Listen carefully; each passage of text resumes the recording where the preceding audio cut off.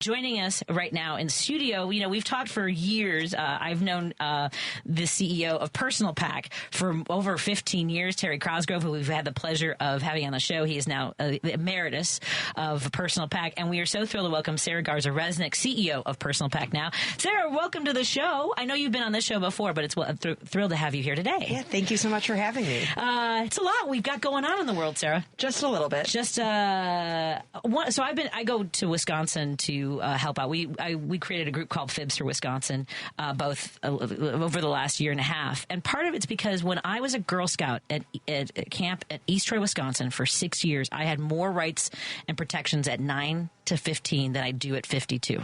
What is happening?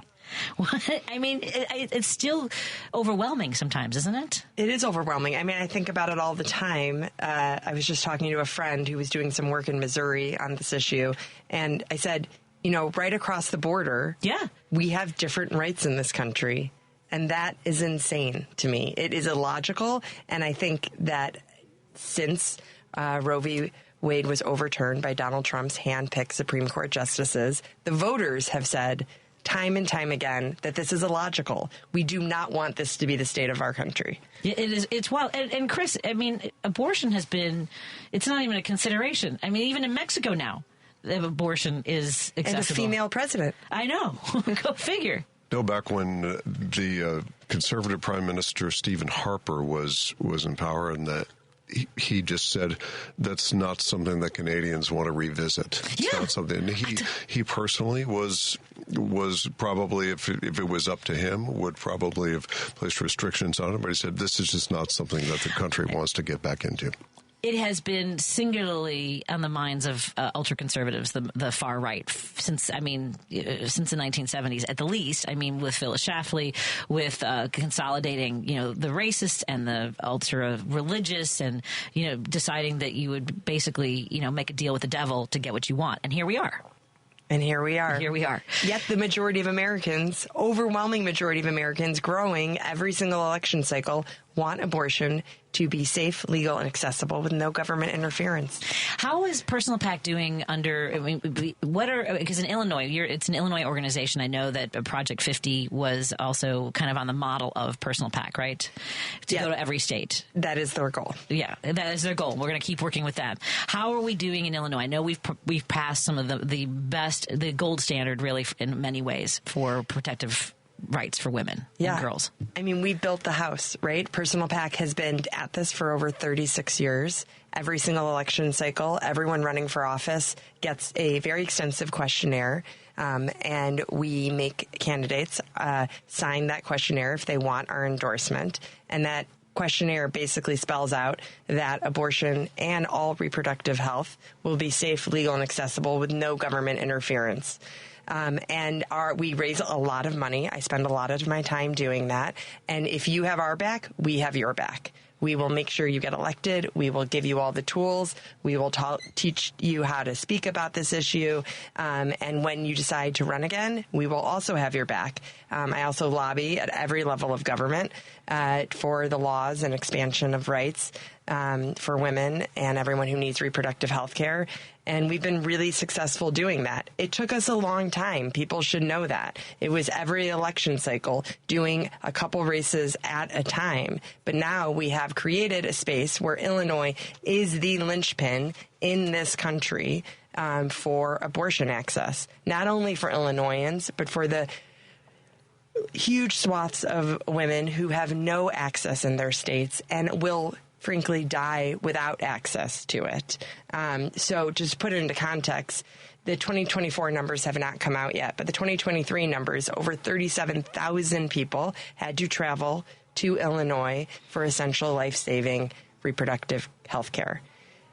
Illinois, New York and California each took in about 5,000 to 6,000 Wow. people. Okay. So we are carrying, because of our place in geography, the overwhelming weight for this country. It is. It's still astounding to me, when you see these stories. I don't know if you saw it, because there's so much news that's happening. Like, we're not catching some of these personal stories in other states. Like in Georgia, they basically got rid of their maternal well-being, like the maternal health board, because a woman had died when she was not allowed access to life-saving services and health care. They're basically hiding the bodies in Texas, in Georgia, and I'm glad that Alabama Supreme Court at least overturned this case where they wanted to prosecute people who were going to fundraise in order to go to other states, right? Like it was basically an abortion funds. There were 2 in Alabama, right. And the Attorney General there said that they were going to be criminally prosecuted, not for providing health care in Alabama, but just for helping people who might call and be like, I need help. Can you help me? Yeah. And the Supreme Court said that is not criminal behavior that can be criminalized. It's protected by the First Amendment. And thankfully, that's what happened. And I heard a great story on the radio that one of the abortion funds, that ruling came down at 5 o'clock, and at 5:45, they were able to help fund somebody to get out of state to get care. Oh, that's outstanding. It is. It's heartbreaking. And there are more women who are trying to get those stories out there, Chris. Like they're taking videos of themselves, like in an emergency room, waiting rooms, saying that they won't care for me. They're sending me back home. This was not necessarily just after Roe v. Wade. There were women who were being prosecuted for having stillborns because they had taken drugs, or they had miscarried at home and they didn't properly, and Pence was going for this in Indiana, trying to prosecute and criminalize women whose bodies just couldn't carry a pregnancy to term. Yeah, miscarriages are very common. Yes. I had them when I was trying to get pregnant, and you don't even know that's what's really happening. All of a sudden, you didn't get a period, and then you are bleeding, and you don't know why. We don't deserve to be criminally prosecuted for that whatsoever, and that is happening in blue states and in red states. Pregnancy criminalization is something that people really have to pay attention to. I had a question about election results, and since, as you pointed out, the majority of Americans by a long shot favor abortion rights, and yet it seemed that voters would go ahead and vote for a referendum supporting that, but then turned around in enough numbers to make a difference and voted for Republicans at all levels and voted for Donald Trump. Does that make any sense, or what do you think about that? Yeah. It does make sense, because I think that people thought, for ballot referendums, we really have to pause and think about what they're really about. So they are creating a legal right. There is a very big difference between a legal right and equitable access to that right. And so for a long time in this country, we have fought for our legal rights when it comes to women's health care, but we have done less fighting about whether people can actually have access to that right. And here in Illinois, it's what Personal PAC does. We don't only make sure people have a legal right to abortion, we make sure that we're passing laws. And what I love about my job is I talk to all of the providers, both at hospital-based care, independent providers, the Planned Parenthoods, and the abortion funds, and I say, what are the problems you're having? What do you hear from people? How can we make these laws work better for people? I spent 13 years in government. I believe deeply in efficient, good government is really the linchpin to making people connected to our democracy. And I bring that ethos to Personal PAC. So when I am lobbying for a law or advocating for somebody to be elected, it's because I believe that they're going to hear the voices of all the stories I gather, and then we create the laws based on what is actually needed on the ground to make sure that everybody, no matter their income level, no matter whether they have private health insurance, no matter whether they can afford to pay for it out of pocket, has access to the rights. So I think these ballot referendums really confused people. I think that they said, I'm going to vote. I want abortion to be fine. And I fell for the song and the smoke and mirrors that Donald Trump was giving people. I'm going to leave it alone. I think this should be left up to the states. I love women. I'm going to be a protector of women. All BS. Yeah. But I think people fell for it because they wanted to do the right thing and they thought they were doing the right thing. And I talked to a woman in New Orleans who was from Wisconsin, and she said that she had voted for Trump. She was, and I said, well, I go door knocking in Wisconsin, and a lot of women are worried about their abortion rights. She's like, yeah, I agree with that, but there shouldn't be men in girls' bathrooms. I mean, so they get distracted by those things too. They fall for those, the shiny object of like being bombarded with that over and over again. We need to take a break. We're going to continue our conversation. We're in studio with guest co-host Chris Jones, and Chris Jones and the Night Drivers will be performing tomorrow night at the Epiphany Performing Arts Center? I think Epiphany Center for the Arts. I've heard it both ways. Okay. Just kidding. It's Epiphany. EpiphanyChai.com. That's EpiphanyCHI.com. The show is at 7:30. You can purchase tickets right there on their website. Look for Chris Jones and the Night Drivers. And we also have in studio with us Sarah Garza Resnick, who is the CEO of Personal PAC. Visit the website personalpac.org and support their mission to make sure that we have access, that we all have access to the full range of health care. And that means everybody. More in a moment on WCPT 820 Heartland Signal, KKNW 1150 AM, Seattle, Washington, and KTNF AM 950 Minneapolis, St. Paul. All the folks, all the people. This is WCPT 820, where facts matter. You're listening to Driving It Home with Patti Vasquez.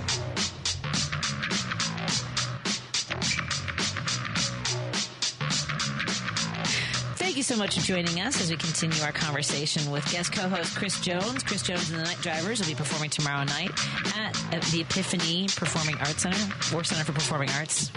If I'm wrong, I'll admit it. Whatever I will simmer in my wrongness if I'm incorrect on that. Go to epiphanychai.com for ticket information, and again, or you can Google Chris Jones and the Night Drivers and listen to some of their great music, including some of the songs that we heard earlier, including "What If You're Wrong," which I freaking love. Sarah, did you hear? I don't know if you had a chance to hear that. Sarah Garza Resnick joins us in studio as well. She's the CEO of Personal PAC. Did you say it was over 37 years Personal PAC has been fighting this fight? Yeah. That's crazy. I mean, it's great. It's amazing to me how far Illinois has come. I think about so when I was in college, I went to the University of Illinois, and I had back pain, and I went to the doctor, and he said, "It sounds to me like you're pregnant," and then left me alone for 40 minutes. And I went through every variation of the choices I had to make, and I seriously believe it was kind of a punishment to because the question is, are you sexually active? Yeah, and that was 1992 or something like that. And we've come a long way as far as women knowing what their options are. What's next for Illinois? What's next for Personal PAC? I mean, we just came off really good wins on the April 1st elections on Tuesday. Amazing? Oh my God. I mean, obviously Wisconsin was huge, yep. And, Judge Crawford winning. But here in Illinois, Personal PAC, the new area we're getting into is that we are making endorsements in local races. So we endorsed 49 candidates from library board up to mayors and suburban all over Illinois. And we won 43 of those races. Excellent. Congratulations. And every single place that we made paid communication commitments, we won. Yeah. I got text messages and phone calls from normal voters who found my phone number and was like, I didn't know there was an election. Thank you so much for telling me. And we're having pro-choice voters talk to pro-choice voters via postcards about what is at stake at every election. So we're going to take that momentum. I work every day with the partners across Illinois to make sure that whatever 47 and Musk are going to throw at us, we are prepared. Our Attorney General, Kwame Raoul, will be in the courts. Our Governor, J.B. Pritzker, will defend every right we have here. We are ready for the fight if they bring it to us. And we're going to keep educating people about why this matters. Are we hearing any rumblings? Because that seems to be one issue. It's still forefront. Like when we were in Wisconsin, and we remind them that the ban goes all the way back to 1849. There are places where it's incredibly barbaric. Idaho has some of the worst laws controlling women's bodies. And while we have made so much ground, we also elected a couple of years ago another Supreme Court justice. And when I was working on that race, I met a young woman from Park Ridge. She was only like 17 years old. And she was out there because she got it. She knew that she needed to fight for her own future. Are you getting a lot of young people that are fired up, in particular in this last elections on Tuesday? I mean, absolutely. Young people know what is at stake here. And I think, I know that the ethos is that young men are all becoming MAGA and Joe Rogan people. I don't see that everywhere. I think that young men are learning how to be better allies. And I think that really why that is changing is it takes the bravery of women and people who identify as women to talk about what it's like to be a woman in this country. I don't think most people are bad people. I think that the patriarchy has led us to silence our voices and to be ashamed of our bodies. And everywhere I go, I tell young people, talk about how hard it is to get birth control. Talk about how hard it is when you get older about birthing or not birthing or getting access to abortion if that's what you need. I'm perimenopausal. I talk about it everywhere because people have no idea how hard it is to navigate and to find the proper care. Because guess what? Medical research has not gone to study women's bodies. Yep. And my own gynecologist, who's a friend of mine, was like, I barely learned about this in medical school, Sarah. Really? Yeah. Oh, my God. I often talk about so the exam for our pap smear has been around since the 1920s, pretty much exactly the same way. I mean, and a lot has happened. I don't get it. I don't know how. I mean, if I have to be in the stirrups again, I'm wearing a pair of Spurs. And when that doctor tells me to scooch, it's going to get ugly. That's all I'm saying. But it is, it's unconscionable that we are still in this position and yet not even in this position because we're being dragged back. When it comes to what's happening federally, I think that people are worried, but there's so much happening, so many other things happening. Is that sort of watering down any of your fight? You know what I mean? Like they're worried about Medicare, Medicaid, Social Security, veterans are worried. I mean, there's a lot going on in so many different places. Yeah. I think, people are not forgetting about abortion. Good. I know that elected officials might think, or the politicos are going to be like, oh, that was 2 cycles and now it's over. It's not. This is about the fundamental right, whether we have the ability to choose our own destinies. And over 50% of the population of this country are women. And every single month we get a reminder of whether we're pregnant or not. For many, many decades. I know people might think that we're going to go back into the shadows and be quiet. We are not. And I think people, everywhere I go, I tell people that we are very strong here in Illinois and we should be so proud of the work and we have to keep it up. But even our rights here can be taken away by them. Yeah. And the FDA, the new head of the FDA, Marty McRae, or however you pronounce his name, he is frightening. Mifepristone is one of the pills used in medication abortion. Medication abortion is 2/3 of abortions that happen in this country are done via medication abortion. Mifepristone has been approved by the FDA since 2000. Right. So 25 years. It is safer than Tylenol. Mm-hmm. And in his confirmation hearings, he could not promise that he was going to leave that the law of the land. We should be very, very worried. Absolutely. And folks should definitely reach out. It's personalpac.org. It's PAC, personalpac.org, and make sure that you support the work that they're doing. I mean, when I was in Walworth County, that's where I do a lot of work in Kenosha, Racine, and Walworth was where I learned from some of the women, because a lot of these volunteers, they've been at this for decades.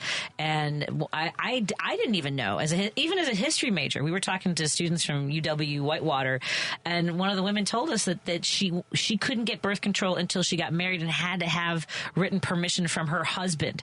And this is something, she got married in 1968.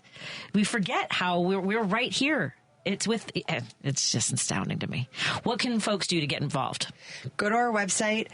We have lots of events. I have healthcare providers for choice. So anyone in healthcare or even tangentially related to healthcare, we're going to be having a great event on April 24th, June 24th. I don't know why they're all, which is the anniversary of the Dobbs decision, which overturned Roe. Wow. We have our Next Gen event, which is like for young people. It's fun. It's punky. It's like to get young people involved. And then just sign up on our website, stay informed. We don't spam lots of emails, but I only send out this is a thing you really, really have to pay attention to. And then really excitingly, this Saturday on April 5th, there are going to be rallies, anti-47, anti-Musk rallies all over this country. We have planned a huge one for Daley Plaza, downtown Chicago at noon. I know you have a lot of listeners from all over the country. If you go visit handsoff2025.com, you will find small towns, big cities. Get out there, hit the streets this Saturday. Trump has had a terrible 2 weeks, and we need to keep making sure that he has a terrible 2 weeks, and we have to keep making sure that we hit the streets so that people know when they go on their social media, when they turn on the news, when they go in and look at their newspapers, that this is not normal. No. What is happening, and it is up to the people to take this back. Outstanding. Great work to you. Again, Sarah Garza Resnick, everybody at Personal PAC, of course, our friend Terry Cosgrove, who relentlessly and just in levels that are hard to describe. I mean, like, this was his passion. He was living, breathing, everything for Personal PAC, and obviously in tremendous hands in the work that you're doing to continue to make sure that women and girls have access, and that families have access to the full range of healthcare. Thank you so much. Again, it's personalpac.org. The rally at Daley Plaza at noon. Handsoff.org. You said was also the other website. Handsoff. Handsoff2025.com to find rallies all over the country. Get your friends, get your mom, get your kids, hit the streets, and tell this country we are taking it back. Outstanding. Thank you so much, Sarah. Appreciate it.